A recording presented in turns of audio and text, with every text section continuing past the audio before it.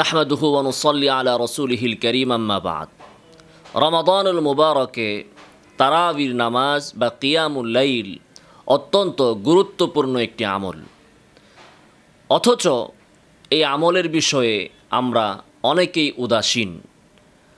অনেকেই এমন আছি যারা রমাদানের রোজা রাখছি, কিন্তু তারাবির নামাজের ব্যাপারে অবহেলা করছি, গাফলতের মধ্যে রয়েছি। আসুন তারাবির নামাজ সম্পর্কে কি ফজিলত হাদিসে বর্ণিত হয়েছে আমরা কিঞ্চিত আলোচনা করি। সাহাবী আবু হুরায়রা রাদিয়াল্লাহু তাআলা আনহু থেকে বর্ণিত, রাসূলুল্লাহ সাল্লাল্লাহু আলাইহি ওয়াসাল্লাম ইরশাদ করেন, মান কামা রমাদানা ঈমানান ওয়া ইহতিসাবান গুফিরা লাহু মা তাকদ্দামা মিন যামবি।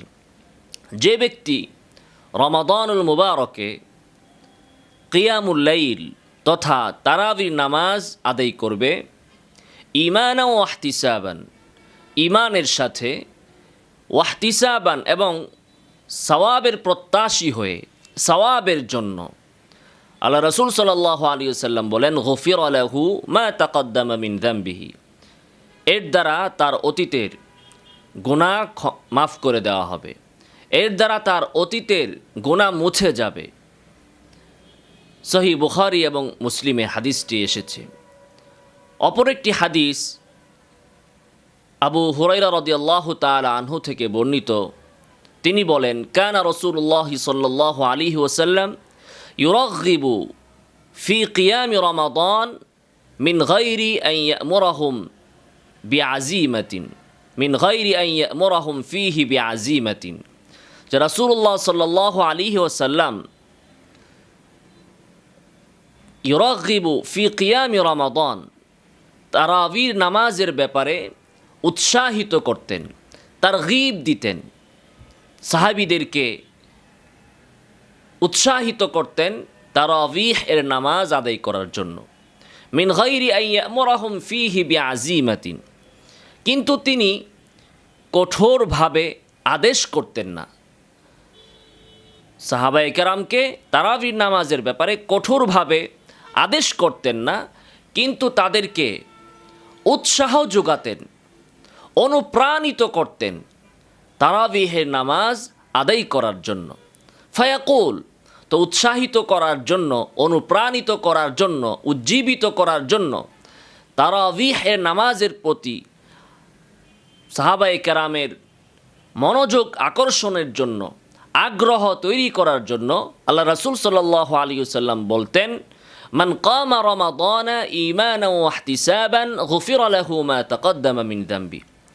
যে ব্যক্তি রমাদানুল মুবারকে ঈমানের সাথে এবং সওয়াবের প্রত্যাশী হয়ে তারাবিহ এর নামাজ আদায় করবে, গুফিরা লাহু মা তাকদ্দামা মিন যামবি, তার অতীতের গুনাহ মার্জনা করে দেওয়া হবে, তার অতীতের গুনাহ আল্লাহ তাআলা ক্ষমা করে দিবেন, মাফ করে দিবেন।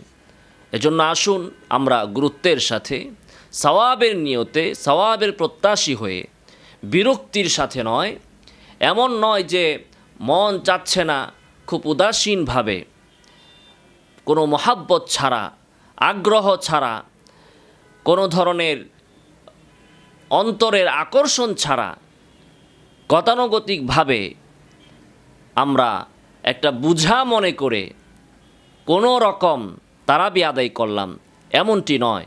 বরং ঈমানান ওয়া ইহতিসাবান, আল্লাহ এবং তার রাসূলের প্রতি ঈমানের সাথে এবং ইহতিসাব, সওয়াবের প্রত্যাশী হয়ে, যে আমার তারাবি নামাজের প্রতিটি মুহূর্তের দ্বারা আমার সওয়াব হচ্ছে, আমার গুনাহ মাফ হচ্ছে, প্রতিটি রাকাত, প্রতিটি তিলাওয়াত, প্রতিটি হরফ, প্রতিটি পদক্ষেপের বিনিময়ে আমার ফজিলত বৃদ্ধি পাচ্ছে। এই প্রত্যাশা নিয়ে, এই তামান্না নিয়ে, এই মানসিকতা নিয়ে আমরা তারাবি আদায় করি। খুব দ্রুত কোরআনের হক আদায় না করে যেনতেনভাবে তারাবি পড়া থেকে আমরা বিরত থাকি। আল্লাহ সুবহানাহু ওয়া তাআলা আমাদেরকে তৌফিক দান করুন। আমিন ওয়া আখিরু দাওয়ানা আলহামদুলিল্লাহি রাব্বিল আলামিন।